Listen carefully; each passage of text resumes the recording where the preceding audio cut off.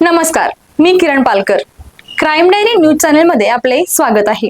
पाहूयात आजच्या ताज्या बातम्या. आगामी सण उत्सवाच्या पार्श्वभूमीवर इचलकरंजी शहरासह परिसरातील कायदा व सुव्यवस्था अबाधित ठेवण्यासाठी पोलिसांकडून मोठी प्रतिबंधात्मक कारवाई करण्यात आली आहे.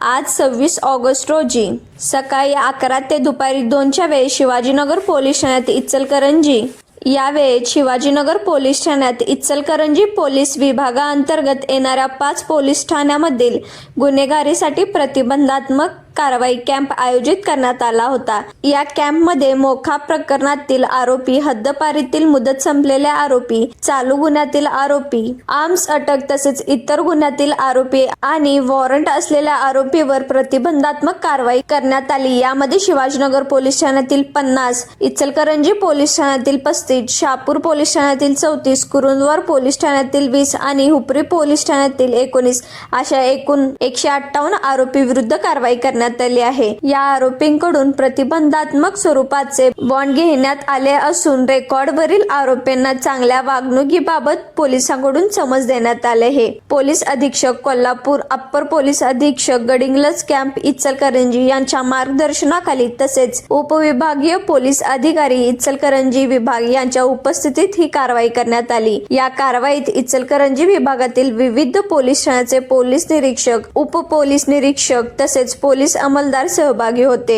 आगामी सण उत्सव काळात कायदा व सुव्यवस्था राखण्यासाठी पोलिसांकडून अशा प्रकारची प्रतिबंधात्मक कारवाई अशीच पुढे सुरू राहणार आहे. शिवाजीनगर पोलीस स्टेशन येथे आगामी गणेशोत्सव आणि इतर सण उत्सवाच्या अनुषंगाने इचलकरंजी उपविभागामधील 5 पोलीस स्टेशन अंतर्गत जे येणारे रेकॉर्डवरील गुन्हेगार आहेत, ज्यांच्यावरती गुन्हे दाखल आहेत, अशा सर्व आरोपींना या ठिकाणी शिवाजीनगर पोलीस स्टेशनला बोलवण्यात आले होते.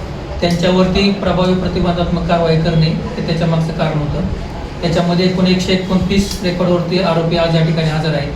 त्यांच्याकडून कलम 126 या BNSS कलम 129 अंतर्गत प्रिव्हेंटिव्ह ॲक्शनचे बॉन्ड घेण्यात येत आहे. या व्यतिरिक्त ज्यांचे यापूर्वी बॉन्ड घेतलेले आहेत आणि त्यांनी बॉन्डचं उल्लंघन केलेलं आहे, त्यांचे बॉन्ड रद्द करण्याची पण प्रक्रिया या ठिकाणी करण्यात आलेली आहे. सर्व आरोपींना आगामी सण उत्सव कालावधीमध्ये त्यांनी कुठलाही गुन्हा करू नये अशी सक्त समज आणि सूचना देण्यात आलेल्या आहेत. पोलीस विभाग हे गुन्हेगारी मुक्त इचलकरंजी शहर आणि इचलकरंजी उपविभाग करण्यासाठी प्रयत्न करत आहे. आरोपीवरती योग्य प्रभावी अंमलबजावणी आणि प्रभावी नियंत्रण ठेवण्यासाठी आजच्या कॅम्पचं आयोजन करण्यात आलेलं होतं.